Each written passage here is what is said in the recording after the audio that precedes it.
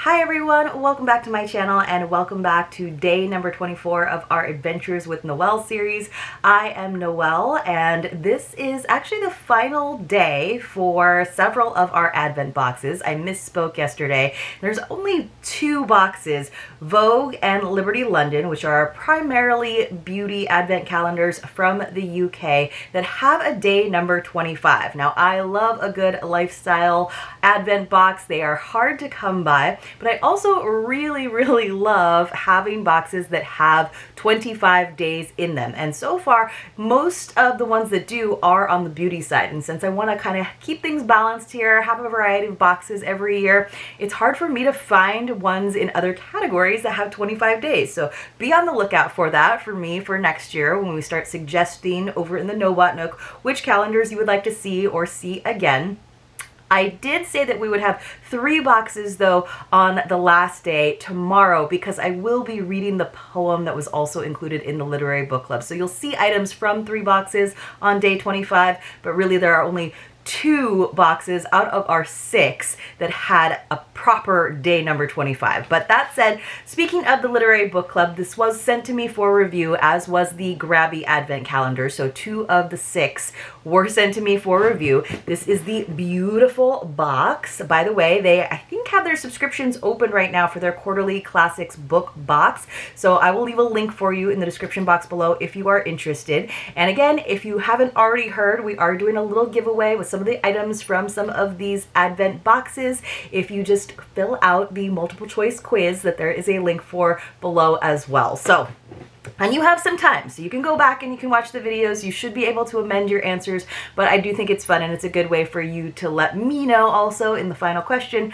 what your favorite Advent box was this year. So the book that came along with this kind of a countdown box where we had gifts to open while we read, which of course is always something edible or drinkable. Then we had gifts on day 7, 14, 21, and then this is our last gift for day 24. The book was J.R.R. Tolkien's Letters from Father Christmas, which was just beautiful because it actually had the images of the letters that he used to write to his children, as well as, of course, the beautiful drawings that he used to do. Ooh, that was a really colorful one.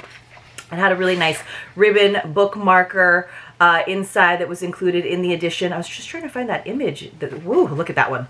Look at how vibrant they are. Just a really beautiful collection of letters to share with the family or reread every year.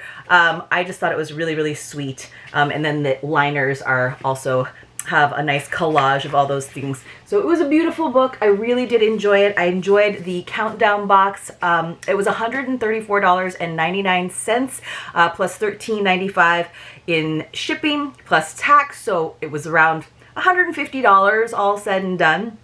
They're going to be doing fewer of the limited edition boxes next year, but they will still be doing a Christmas box, a Halloween box, and I believe a Valentine's box. So it's good if you are a subscriber because then you get notified about those and you kind of have first crack at those limited edition boxes, which are in addition to the subscription.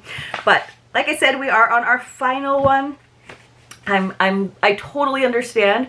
I do think that it is something that a lot of you who love reading might enjoy just because it's so great to go back to the classics and read things that you might not have had the opportunity to read before. So this is, it says just open on December 24th, so we are on this day.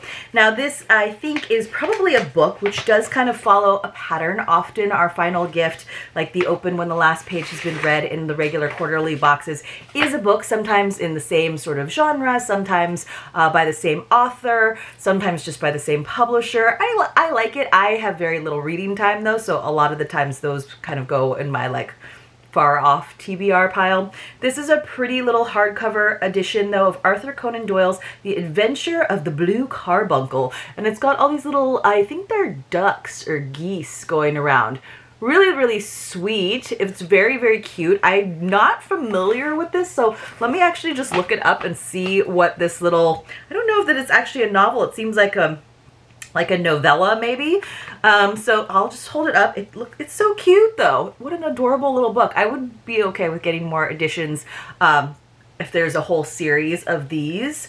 I wonder, Okay, well, let me hold it up and read a little overview. In Sir Arthur Conan Doyle's The Adventure of the Blue Carbuncle, Sherlock Holmes and Dr. Watson investigate the theft of the Countess of Morcar's priceless blue carbuncle, a large and valuable gemstone. The story begins on Christmas Eve when a commissioner asks Holmes advice after witnessing a group of men assaulting an elderly gentleman. The commissioner scares the men off with his uniform, but the gentleman leaves behind a goose. What? So there's a goose. That's what it's blue. How lovely. And it starts on Christmas Eve. So that is such an appropriate Christmas Eve gift to receive in this Christmas limited edition countdown box from the Literary Book Club. I thought that was awesome. It is probably going to be my favorite gift for the day.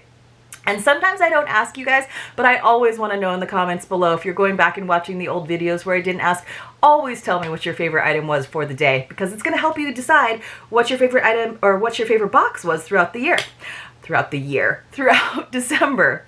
All right, you guys, we are on Vogue, and I have some very good news. Not only did I find day number 3, which if I have some time, I will read that little blurb to you because you didn't get to see it before. I also found yesterday's day number 23, so we will get to read about that again if I have time, but we know we'll have some extra time tomorrow with the Vogue day number 25 and the Liberty London day number 25. So let me get my glasses out, though, for the actual one that we have. Oh, wow. This is quite the outfit. She's very tall. Oh, there's men behind her coming up the stairs. So they're on a lower step, so they look a little bit shorter. That was so confusing to me at first. So we do have the card, and here is our beautiful image. See the little guys carrying all the packages, but I think they're on the stairs below her, coming, like, you know, flanking her and coming up the stairs. It's called Christmas Eve by Helen Dryden, which is, like, you know, the most popular artist we see represented in here besides Thomas Wolfe Planck, I think. December 1914, so very early on. Vogue's leading lady, clearly of some means, in her strikingly festive outfit, and with contrasting scarf billowing out as snowflakes begin to fall, returns home for the holidays. She is closely followed not by admiring suitors, but likely coachmen bearing seasonal spoils. She is all bundled up in that scarf, too. That is a great image. I love that. So inside we got from Apotheke, or Apotheke, I think it's Apotheke. Apotheke, which is a very luxury candle brand, this beautiful matte black candle, very my style. It's their Bespoke Charcoal Candle Votive. Now, when I hear votive, I usually think of like the little itty bitty ones, so I'm very happy to see that this is like a full-size candle. The retail value on this is normally £28, which is about $44. It is 10.5 ounces. Experience the rich and addictive aroma of our broody best-selling fragrance, Charcoal Album. So we got coal in our advent calendar instead of our stocking. Is that what you're telling me? This classic scented candle is made with a premium soy wax blend in essential and perfume grade fragrance oils in a chic matte glass vessel. Oh, it's glass. How fun. It says charcoal combines cedarwood and sandalwood with smoky embers, burnt maple, and a hint of raspberry for a broody and full-bodied fragrance. So it's woody, but not just like, sometimes you get like campfire or smoke and that's all it smells like. I just had a work meeting the other day and we actually had a fireplace going, and I swear I was not getting enough ventilation, and of course all of my clothes now smell like a campfire. I was like, guys, you're like smoking me out. And he's like, you're being so old. I'm like, you can't, that smoke is coming in this room. So I had a very smoky work day the other day. So top notes of burnt maple, raspberry, and unripened tomato skin. I don't think I've ever heard that in a fragrance note list. Middle notes of green clove leaf, all right, and faint cinnamon. Faint. It's so wouldn't you just say the notes are in there and it's just, you might not smell it? I don't know. Faint. Bottom notes of smoky embers, cedarwood, and guaiac. Guaiac wood? Christmas is a time to be cozy, and you can't be fully cozy without a scented candle on the go. On the go. So smoky charcoal scent of this one from Brooklyn brand Apotheke is perfect for the festive season and will bring a touch of understated chic to your living room, even if your decorations are more on the maximalist side. Launched by founder Chrissy Fitchell from her kitchen, Apotheke also has sustainable and philanthropic credentials. The brand has been partnering with charities since its earliest days because Christmas is also a time to give back. So we love that. Ooh, the candle itself is black. So now it's time to smell it. It smells like smoke. It smells like when you put out the fire in the fireplace. So I was thinking the burnt maple and raspberry would give it a little sweetness. So maybe it smells like you burned something in the kitchen instead of just in your fireplace, but it's kind of like giving me a little bit of the like itchy throat. I mean, I could have just damaged my nasal passages from that smoky workday, but I'm definitely, the cinnamon is real faint because I don't smell it. Not getting any green clove leaf. Well, I don't know. Maybe I'm getting this little clove, but I was hoping the green clove leaf would give me a little bit more of that greenery smell. Smoky embers, faux show. Cedarwood, maybe. Don't know what guaiac wood smells like. I wanted more of the unripened tomato skin, which I feel like doesn't smell like anything. But maybe sweetness? Oh. There's not a lot of sweetness. To me, it really just smells smoky. Like if I walked into a house and if this is indicative of the throw, I'd be like, something is on fire. Your Christmas tree is on fire. Or you need a better fireplace vent. I don't know. I love the black. I do. And I generally like this brand. This might not be a candle that I would normally get for the holiday season. It doesn't give me the cozy vibe.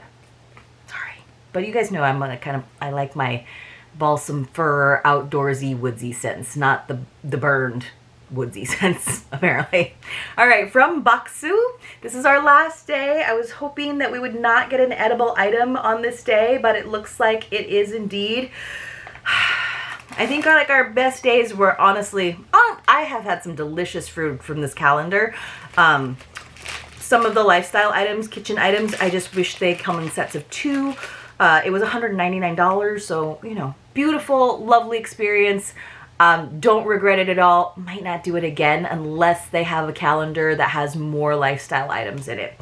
So we got some rice crackers. These look delicious though. Pretty big package.